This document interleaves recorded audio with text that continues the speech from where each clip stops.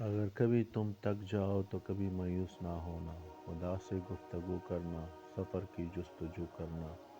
یہ اکثر ہو بھی جاتا ہے کہ بندہ تک بھی جاتا ہے۔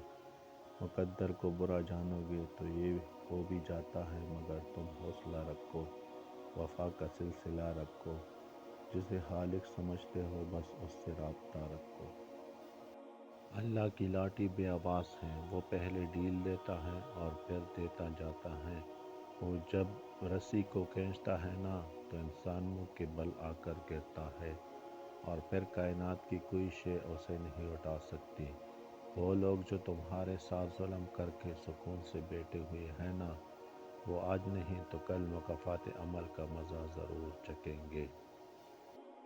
اگر تمہیں کوئی صرف اپنی ضرورت کے وقت یاد کرتا ہے تو پریشان مت ہو، بلکہ فخر کرنا کہ اسے اندھیروں میں روشنی کی ضرورت ہے، اور وہ تم ہو۔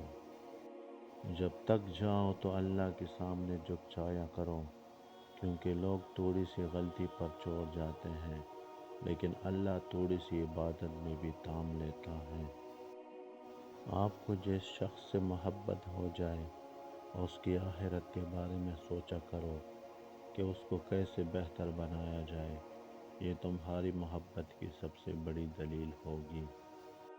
حضرت علی کا فرمان ہے کہ اگر زندگی کو ہمیشہ خوشیوں کے ساتھ گزارنا چاہتے ہو تو غمزدہ لوگوں کے غم سنا کرو، کبھی دکھی نہیں رہو گے۔ سوچ سمجھ کر زندگی گزارو، کیونکہ جو آج مٹی کے اوپر کرو گے، کل مٹی کے نیچے اس کا حساب بھی دینا پڑے گا۔ ہر انسان کو یہ فکر تو ہے کہ میرے مرنے کے بعد میری اولاد کا کیا ہوگا، لیکن کسی کو یہ فکر نہیں کہ میرے مرنے کے بعد میرا کیا ہوگا۔